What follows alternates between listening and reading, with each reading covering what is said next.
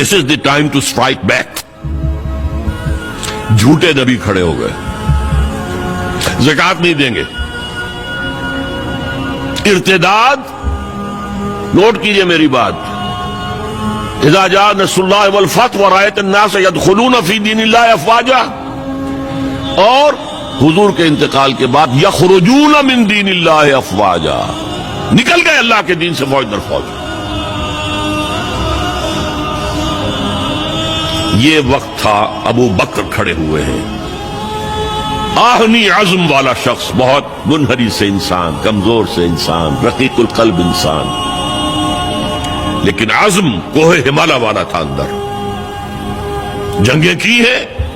عمر جیسا شخص بھی کہہ رہا ہے رضی اللہ تعالی عنہ کو دیکھیے, مصلحت دیکھیے. آپ نے جیش اسامہ کو روانہ کر دیا ہے, ٹھیک ہے, حضور نے تیار کیا تھا, آپ نے کہا میں کیسے روک لوں. آپ نے نئے نبوت کے جو ماننے والے ان کے خلاف جہاد شروع کر دیا ہے, وہ بھی ٹھیک ہے, وہ مرتد ہیں, کرنا ہوگا, لیکن ان زکوٰۃ والوں سے آپ نرمی برتیں. انہوں نے کوئی کفر نہیں کیا ہے, نماز کا انکار نہیں کیا, زکوٰۃ کا بھی انکار نہیں کیا ہے. وہ کہتے ہیں تمہیں نہیں دیں گے, ہم اپنے طور پر اپنی زکوٰۃ جمع کریں گے, اپنے غریبوں میں تقسیم کر دیں گے. حضرت ابوبکر نے فرمایا کہ خدا کی قسم, اگر حضور کے زمانے میں یہ اونٹ جب دیتے تھے زکوٰۃ کے, اور اس کے ساتھ اونٹ کا گھٹنا باندھنے والی رسی بھی دیتے تھے, اور آپ کہیں کہ اونٹ لے جاؤ رسی نہیں دیں گے, تب بھی میں جنگ کروں گا. ایبدل الدین وانا حی, یا دین میں ترمیم ہو جائے گی جبکہ میں ابھی زندہ ہوں, اور اگر کوئی میرے ساتھ نہیں جائے گا تو میں اکیلا جاؤں. بہرحال یہ جو پہلی کاؤنٹر ریولوشنری موومنٹ تھی, اسے حضرت ابو بکر کی فضیلت, ان کا جو یوں سمجھیے کہ وہ پوری بات جو ایک دفعہ پھیل منتشر ہو گئی, حجاز کے چند شہروں تک اسلام رہ گیا تھا, پورا عرب باغی مرتد, کنسولیڈیٹ کر کے حضرت عمر کے حوالے کر دیا.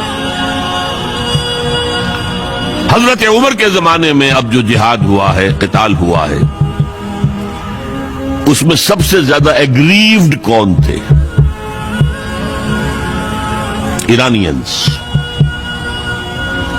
دو سپر پاورز تھیں, رومن, اس کی 3 میں سے 2 ٹانگیں توڑ دی تھی, تیسری انٹیکٹ تھی. 3 ٹانگیں کون سی تھیں؟ نارتھ افریقہ پورا اس کے پاس تھا, وہ نکل گئے. ویسٹ افریقہ, شام, ترکی, فلسطین کا علاقہ اس کے پاس تھا, وہ نکل گیا, مسلمان لے گئے. اب رہ گیا یورپ کا, ایسٹرن یورپ. لیکن سلطنت ایران کی دنجیاں بکھر گئی, ختم, نسیہ منسیہ. ایگریوڈ پارٹی تو دوسری کاؤنٹر ریولوشنری موومنٹ ایران سے آئی. ایرانی نیشنلزم, ایرانوں میں بڑا غرور تھا. آپ نے وہ تو فردوسی مسلمان تک کہہ گیا ہے, شیر شتر خوردنو سوس مار, عرب را بجائے آیت بکار, کہ تختے کیا کر نا کند آرزو, تفو برتو ہے چرخ گردہ تفو. یہ عرب, یہ اجد, یہ سوسمار, گو کا گوشت کھانے والے اور اونٹ کا دودھ پینے والے, آج ان کی یہ مجال ہو گئی ہے کہ تخت قیانی, یہ امپائر ایرانین آج اس تخت کی آرزو کر رہے ہیں. تفو برتو ہے چرخ طرف گردہ تفو. اڑ گئے, پرخچے اڑ گئے. اس نے حضور کا نام مبارک چاک کیا تھا, سلطنت چاک ہو گئی. اب یہ جو ان کے اندر تھا پرائڈ آف نیشنلزم, اس نے حضرت عمر کو شہید کیا. ابو لولو فیروز, ایک مجوسی ایرانی, اور ایک ایرانی جنرل ہرمزان, ان کی سازش. یہ ہرمزان کتنا چالاک تھا ذرا نوٹ کیجئے. اس کے خلاف بہت سے مقدمات تھے, اور جب پکڑا گیا تو اس کا قتل ہونا تھا. قتل کے لیے لے آیا گیا حضرت عمر کی عدالت میں سامنے. ہیلا کیا اس نے, کہا مجھے ذرا پانی پلا دو. ٹھیک ہے, باؤ بھائی پانی, کٹورا ہاتھ میں لے کر, پہلے مجھے یہ ضمانت دو کہ جب تک میں یہ پانی نہ پی لوں مجھے قتل نہیں کرو گے. ہاں ہاں ہاں, تم پی لو پانی, ہم نہیں قتل کریں گے, پانی پی لو. کٹورا پھینک دیا، کرو قتل مجھے اب، جب تک میں یہ پانی نہیں پی لوں تو مجھے قتل نہیں کرو. کہاں سے لاؤ گے وہ پانی؟ اب چھوٹ گئے. لیکن پھر جو سازش کی ہے ابو لولو کے ذریعے سے، ابو لولو غلام تھے کسی صحابی کے، انہوں نے مکاتبت کی ہوئی تھی کہ اتنا اگر تم پے کرتے رہو گے تو اتنے عرصے میں تمہیں میں آزاد کر دوں گا.